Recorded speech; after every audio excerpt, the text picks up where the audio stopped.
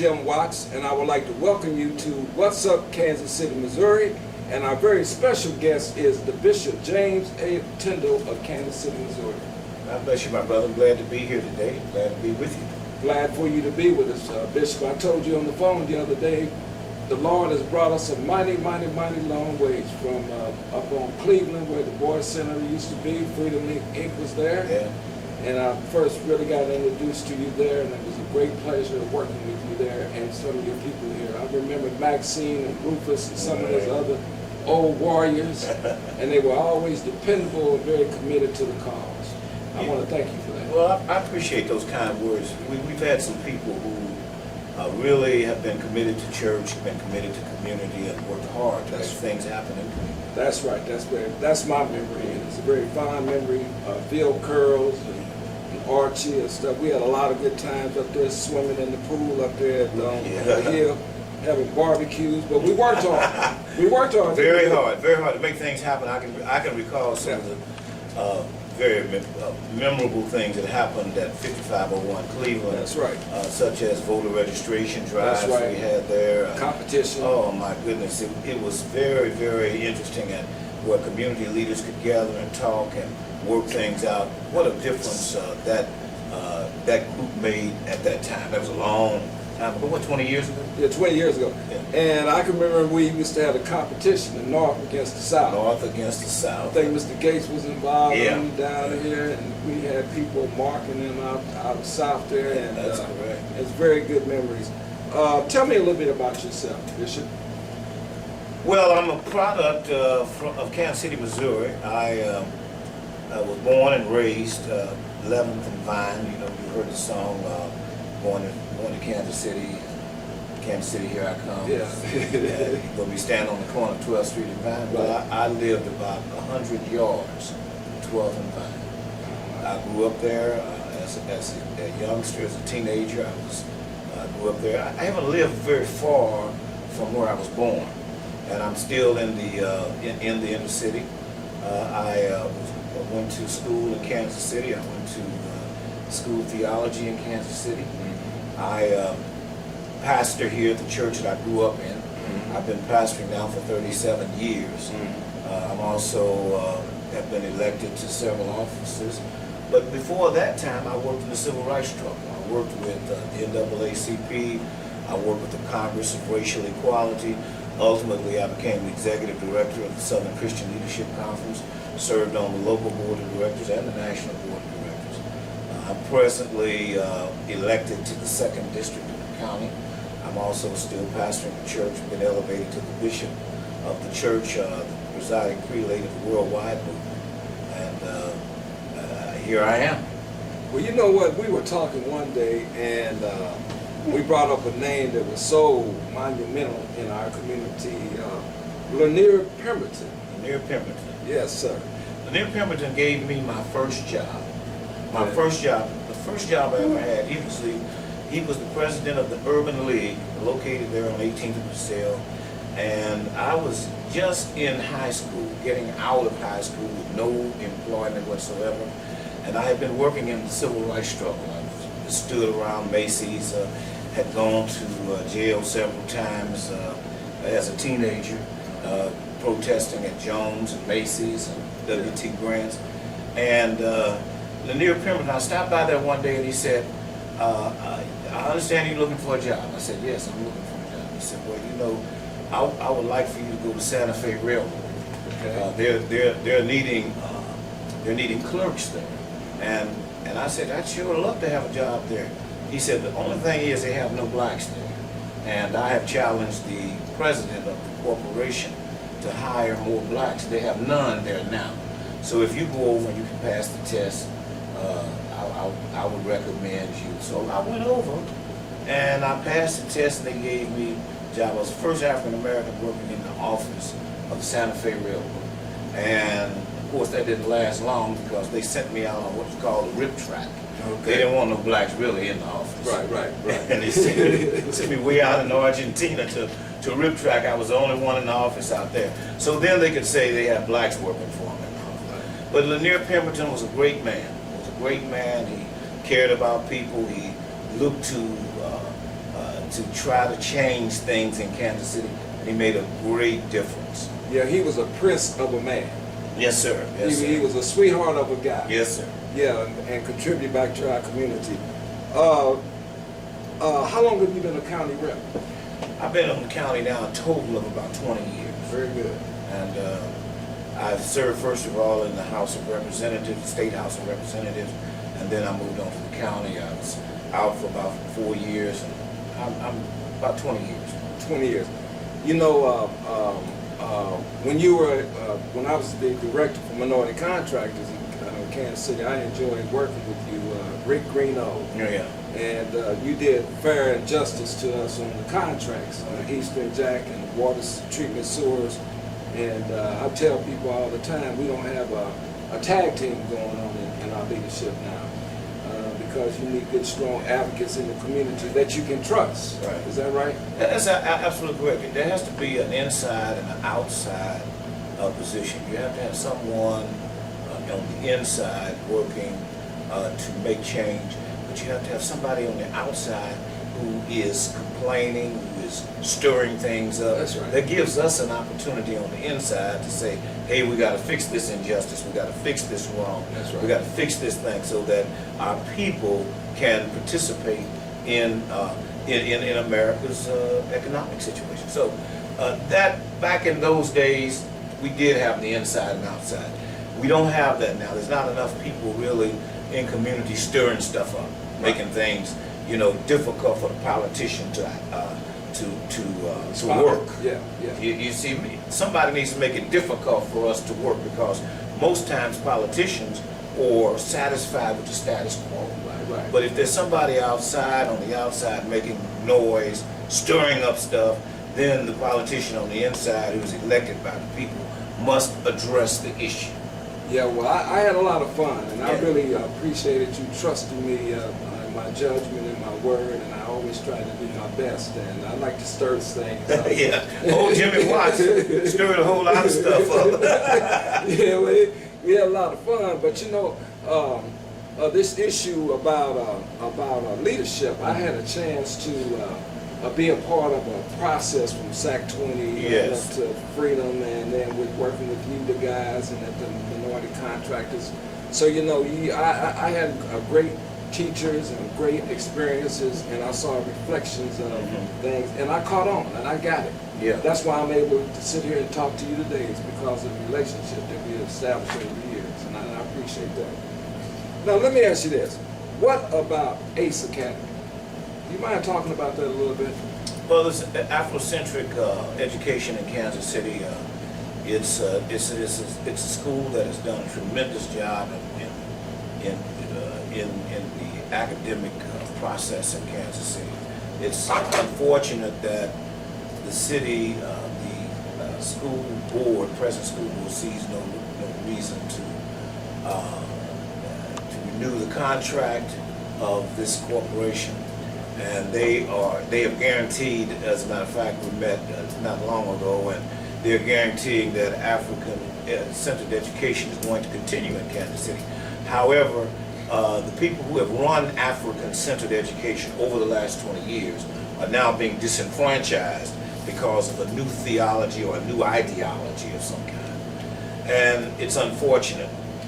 We as African-American men and women, who are elected to positions, we who have responsibility to address the issues and to maintain institutions, we're failing miserable here in Kansas City at our job in doing that. Yes.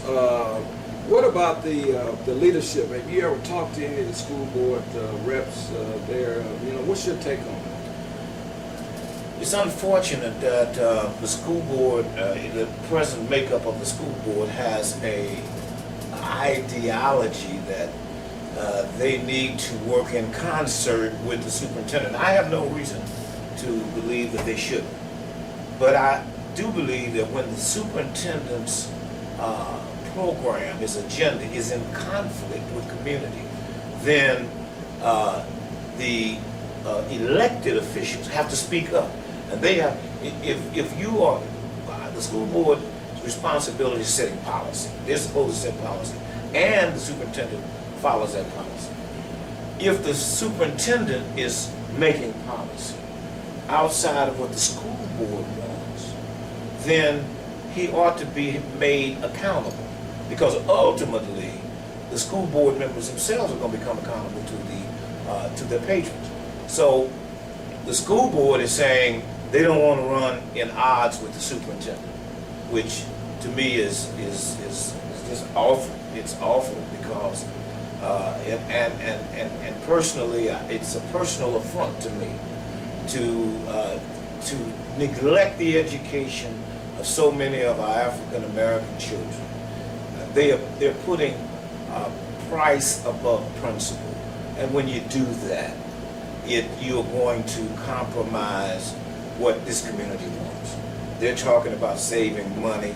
Principle is education for our children, and unfortunately, that is the order of the day. I'm going to still be on the battlefield trying to fight for ACE schools, trying to fight for Afrocentric schools, because not one time in last year's program of the school did the ACE school have one policeman go to that school. Not one time. That's right. Not one time. While in all the other schools, police hung out. And the academic excellence of that institution is just tremendous, and it should be allowed to continue with the people who have brought it this far for 20 years. Do you think we need to have a special election to remove the existing leadership, or some type of recall, or some kind of public outcry in our community? Well, I think, and I have called for the removal of that board. That board needs to be a state takeover of the Kansas City School Board. And that's the only way that I see at this present time that any progress is going to be made toward education, because our children are not being educated. When 60% of the 9th graders getting to the 12th grade does not graduate, something's wrong. Something needs to be fixed. When 70% of the children in the 11th grade can't read, it's a problem. It's a real problem. Our children are being neglected in academia, and we need to step up to the plate. And my position is that the state ought to take over Kansas City School District. Yeah, they have somewhat of a sloven attitude about our kids and about policy and procedure. What about the future? What do you see about the future of our community? I know you see things. I already know that. You see things. I want you to tell me what you see. Did you know I founded the Urban Summit, and the Urban Summit is a part of a community-wide organization that lends itself to bringing people together every Friday. Every Friday we bring leaders throughout the community, elected leaders, neighborhood leaders, business leaders into this, into our church. And we bring elected officials, and we talk about the issues of the day. What I feel is that unless we begin to talk and communicate, then we will not know what eventually each jurisdiction is doing.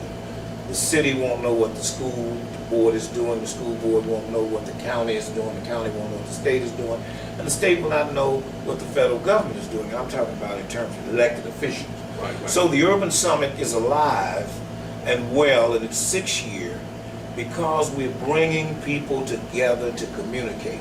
What do I see the future of our community? Well, as you know, most urban areas are, because of the housing burst, because of the meltdown of housing, there are thousands, I think 12 to 13,000 empty, boarded up houses in the central city. There are no businesses really that operate in the central city. Right. It is my vision that we need to turn this around. We need to turn it around. We need to begin the process of addressing, and we have it through state legislation. We have created a bill that brings about a land bank. Now we are able to take these houses, board these houses, these boarded up houses, some that are repairable, to repair and to make them livable again. Those that are not, to tear them down, to make room for infill housing or housing developments. Now, that's what I see in the Africa. What we have to do in order for us to maintain our political power is we're going to have some roofs, people moving back into the central city. Or otherwise, you're going to see what I call regentrification of whites moving back into the central city. And that's happening now in various pockets. So what we're going to have to begin to do something for ourselves. No longer can we depend on white people or the government doing something for us. We've got to do it for ourselves. We've got to come up with our own ideas, our own suggestions, our own thoughts to make community better. It's up to us. And those of us who have reached the ages that you and I are, we've got to see some young people coming behind us to start taking up the mantle of making these things happen. I have no doubt that the groundwork that we lay down, the maps that we put out now, the agenda that we set down is going to be a 25, 30-year agenda that's going to make the central city a lot better. What do you think about, Mr. Gates was talking a few years ago, I imagine he still is, about a tax-free zone? Yeah. What do you think about that? We're working on a tax-free zone.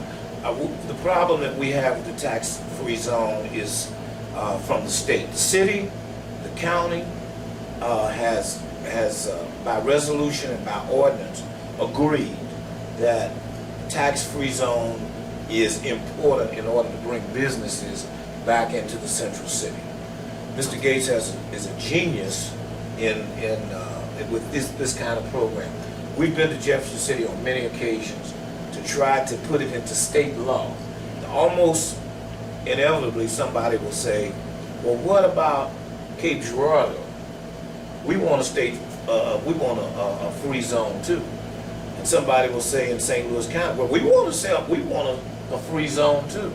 So it gets mixed up and messed up in politics, because if you're trying to set aside a sales tax free zone in the central city of Kansas City, there are others that want the same thing.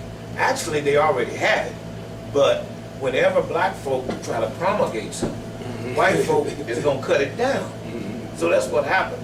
And because they already got the tax-free zone, if you recall, the week before school starts, you don't have to pay if there's a tax-free zone in the whole state. Yeah. There are people that don't have to pay taxes because if they're shopping for school supplies and clothes and so forth, there are no taxes on them. Right. So it is possible to have it, but the political minds have to be in place so that they won't feel like they're being left out. Black folk been left out for years. Right. Now it's our time. We're asking for something now. Right. And the white people, of course, they say, well, you have to wait. We've been waiting long enough. Right.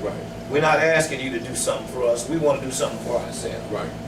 And when you get in these smaller cities where white boxes have taken over their community, their downtown areas equal to some of our blighted area where they need a tax-free zone. Well, I remember, Brother Watts, I remember when I served in the State House of Representatives myself. I served 2 years there. We created an organization called TIF. That's right. And TIFs were created, I remember Alan Wheat and Phil Curls, and several of progressive liberal city representatives going to Jefferson City, and we worked hard on creating a TIF. Now the TIF was created for the central cities. That's right. For blighted areas. Right. And these TIFs were going to be and came into being to create economic development in the central cities of St. Louis and Kansas City. Right. When the TIFs were born and they passed the State House of Representatives and they came to the various cities, all of a sudden now, Right. the TIFs go downtown, Right. north of the river. That's right. Any place that's not blighted. Right. And so we still have blighted areas. We still have places that or look like they have been bombed out Right. and no TIFs. Right. What was created for the central city now is a area for development in downtown areas Right. and places that already have many more money than we live in. And many more amenities than we have. My God, yes. What about the development of our youth in leadership? Leadership, education, economics. Yeah. We have a brain drain in Kansas City, and I'm sure it is true in various other parts of the country. We focus a lot on children that do bad, children that carry guns, children that right. sell crack, children that end up in jail. But there are a lot of children Good who kid. go on to college, That's right. who do well and make it good. And the problem is that they do not come back to where they got their education, to where they got their start. They ultimately will go somewhere where they can get a job, where the economic development is good. Right. And so we are left in most central cities without these children that can come behind us to make something happen for our cities. Unfortunately, ultimately, we have to start creating opportunity for our children and to start putting it. I say to my congregation, my young people, I think we got 6 or 7 young people going off to college in August. Okay. And I say to them every Sunday, we are going to help you, and we've helped you in this struggle to get where you are. Now you see all of these other children coming behind you. Once you get your education, and we're going to help you do that, I want you to come back and show these other children of what you have made of yourself. Give them be a mentor to the other children that feel lost and left out. This is what I have to say to them. Now, I imagine probably 2 will come back out of the 6 or 7. But what if 100% came back? That's right. Well, we could really change something. That's right. Make some things happen. But we live in a society, particularly among our African American youth, who have opportunity now in education. We live in a kind of society that they believe that there's no discrimination. Yeah. Yeah. They do. They do. And unfortunately, they will get off and go somewhere and find some friends that they can hang out with, Yeah. and ultimately move where they are, Right. and leave, forget where they came from. So I hope we can change that mentality. Right. It would be good if we could. Right. But I see for our young people, I see hope. I don't ever see the glass half empty. I see it half full. Right. Because I think that there is hope for all central cities. As long as there are people like Jim Watts, as long as there are people who don't mind standing up and speaking out and trying to make an opportunity while we can, I think that things are going to get better. Right. Everything is not gloom and doom. Good. Yeah. Good. There's some good out there. Yeah, there's a lot of good out there. Good. A lot of good out there. When I look and see our chief of police, who is African American, when I look and see the CEO and president of Truman Medical Center, Yeah. who's African American, Doing a good job. doing a wonderful, wonderful, wonderful job. But when I see the mayor of Kansas City, who is African American, Right. Right. the president of our school board, African American, when I see the CEO of Shawnee Mission Medical Center, African American, as well as St. Luke's, African American. One of the CEOs of the Centerpoint Hospital is Hispanic. I see opportunity. I see things that can happen for African Americans. Because there are people now in positions that if this can be a trickle down effect, some of our young people will catch the spirit and believe that, hey, I can be the mayor, I can be the governor, I can be the attorney general. That's right. And stay and make a difference. Good. Yeah. There's some good there. There's some good. Some things can happen. When you see, you mentioned and alluded to Mr. Ollie Gates. Ollie Gates is an unusual individual. Owns a barbecue houses all over Kansas City. Here's a man that represents the highest mentality in terms of giving back to community. Ollie Gates have turned a ghetto into a gold mine. That's right. Bernard Powell. Yes, that's Bernard Powell. That's right. He has transformed 12th Street. He's doing the Negro Hall of Fame for Buck O'Neill. By himself. He's not getting any grants. Right. He's taking his money and transforming that old YMCA building into a place where young people can see how African Americans came along in sports. Ollie Gates is an unusual man. He cares about this community. He does a lot to make a difference in this community. And these are the kind of people that we need to see. I know myself, I've helped make millionaires in this black community. Right. Black folk. And they don't come back. Right. And say thank you. They don't come back and give anything. Change their zip code. Change their zip code. Yeah, not 64127. Tell the truth. Yeah, they changed the zip code. I know while I've been in politics, I've tried to do all I can to make sure minorities participate in contracts and procurement. And some of these same people don't come back to support their political organization. That's right. That's right.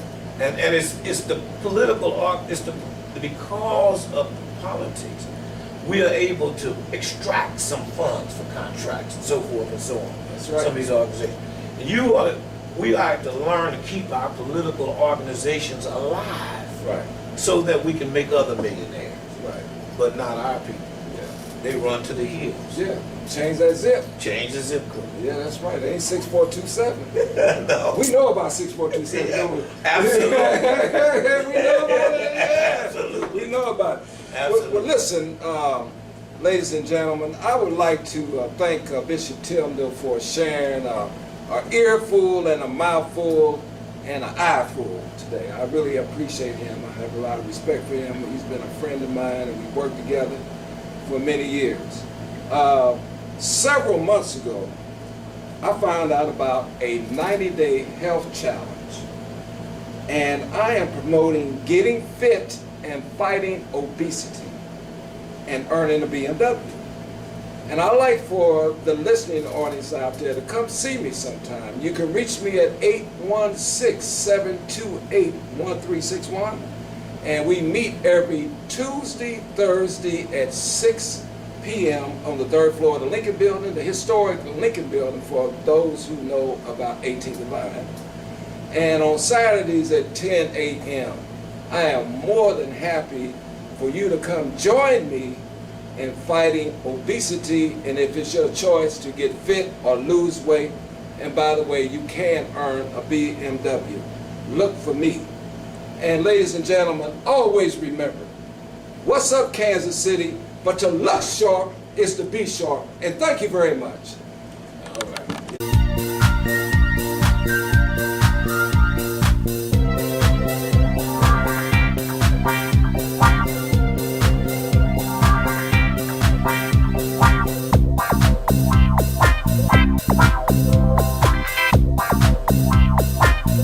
Wow.